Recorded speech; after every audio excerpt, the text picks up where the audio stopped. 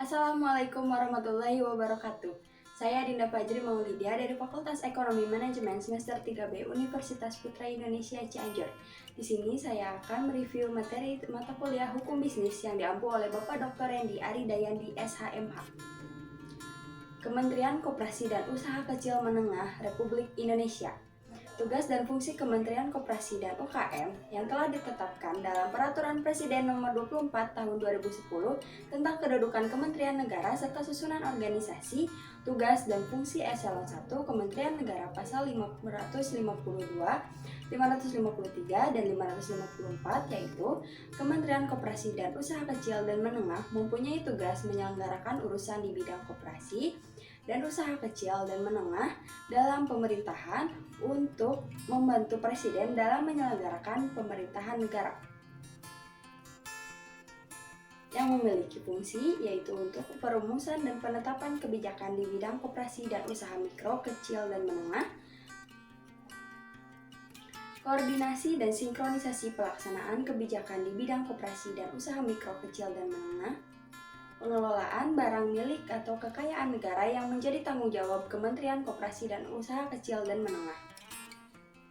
pengawasan atau pelaksanaan tugas di lingkungan Kementerian Koperasi dan Usaha Kecil dan Menengah, dan penyelenggaraan fungsi teknis pelaksanaan pemberdayaan koperasi usaha mikro, kecil, dan menengah sesuai dengan undang-undang di bidangnya koperasi usaha mikro, kecil, dan menengah, dan penyelenggaraan fungsi teknis pelaksanaan pemberdayaan koperasi usaha mikro, kecil, dan menengah sesuai dengan undang-undang di bidang koperasi usaha mikro, kecil, dan menengah.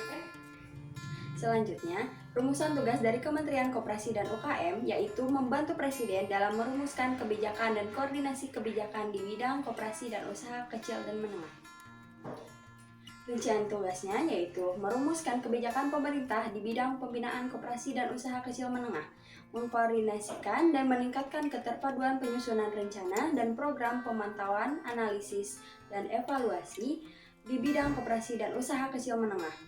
meningkatkan peran serta masyarakat di bidang koperasi dan usaha kecil menengah, mengkoordinasikan kegiatan operasional lembaga pengembangan sumber daya ekonomi rakyat,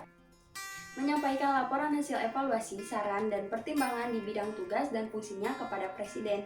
serta memiliki wewenang yaitu diantaranya untuk menetapkan kebijakan di bidang KUKM untuk mendukung pembangunan secara makro,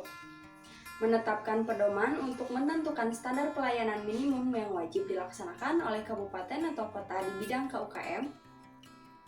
menyusun rencana nasional secara makro di bidang KUKM, membina dan mengawasi penyelenggaraan otonomi daerah yang meliputi pemberian pedoman pelatihan, arahan, dan supervisi di bidang KUKM, mengatur penerapan perjanjian atau persetujuan internasional yang disahkan atas nama negara di bidang KUKM, lalu menetapkan standar pemberian izin oleh daerah di bidang KUKM, menerapkan kebijakan sistem informasi nasional di bidang KUKM, menerapkan persyaratan kualifikasi usaha jasa di bidang KUKM, menerapkan pedoman akuntansi koperasi dan pengusaha kecil menengah, menetapkan pedoman tata cara penyertaan modal pada koperasi, memberikan dukungan dan kemudahan dalam pengembangan sistem distribusi bagi KUKM, memberikan dukungan dan kemudahan dalam kerjasama antar KUKM serta kerjasama dengan badan lainnya. Sekian dari saya. Wassalamualaikum warahmatullahi wabarakatuh.